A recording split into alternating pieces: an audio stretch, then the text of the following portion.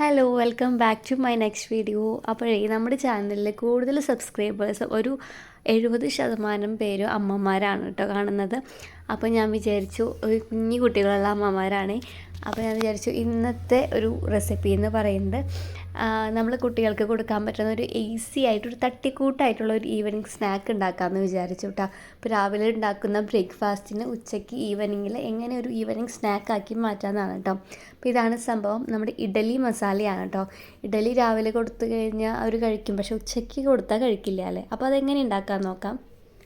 അപ്പോൾ അതിന് വേണ്ടിയിട്ടേ ഒരു പാൻ വയ്ക്കുക. അതിലോട്ട് കുറച്ച് വെളിച്ചെണ്ണ ഒഴിച്ച് കൊടുക്കുന്നുണ്ട് കേട്ടോ.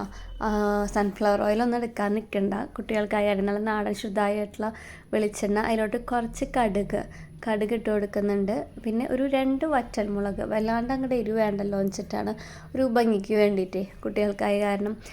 അതിലോട്ട് കരിവേപ്പില, അതുപോലെ ഒരു ഹാഫ് സവോള മതി കേട്ടോ. ഇതെല്ലാം ഇട്ടിട്ട് ഒന്ന് നന്നായിട്ട് ഇളക്കി കൊടുക്കുക. ഒന്ന് വാടി വരണ വരെ ഒന്ന് ഇളക്കി കൊടുക്കുന്നുണ്ട് കേട്ടോ. പിന്നെ ഇഡലി കഴിക്കാത്ത കുട്ടികൾ വരെ ഇത് കഴിക്കും കേട്ടോ. ഇതിനാകുമ്പോൾ പ്രത്യേകിച്ച് കറിയോ കാര്യങ്ങളൊന്നും വേണ്ട, നല്ല ടേസ്റ്റാണ്. അപ്പോൾ അതിലോട്ട് കുറച്ച് ഒരു 1/4 to 1/2 ടീസ്പൂണോളം മഞ്ഞൾപ്പൊടി ഇട്ട് കൊടുക്കുക കേട്ടോ. മഞ്ഞൾ കുട്ടികൾക്കായാലും നമുക്കായാലും ഈ കുട്ടികളുടെ ഈ വിരശല്യത്തിനായാലും എല്ലാത്തിനും നല്ലതാണ്.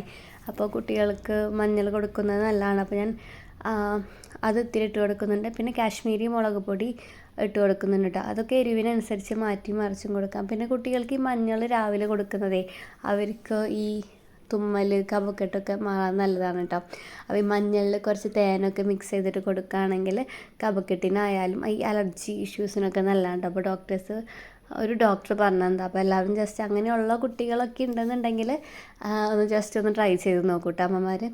അപ്പോൾ ഇതൊന്ന് നന്നായിട്ട് മൂത്ത് വരുന്ന സമയം കൊണ്ട് നമുക്കതിലോട്ട് പിന്നെ ഒരു ഇൻഗ്രീഡിയൻറ്റും കൂടെ ആഡ് ചെയ്യാൻ കേട്ടോ. നമ്മുടെ ജീരകം ഉണ്ടല്ലോ, നല്ല ജീരകത്തിൻ്റെ പൊടി ആഡ് ചെയ്യണം.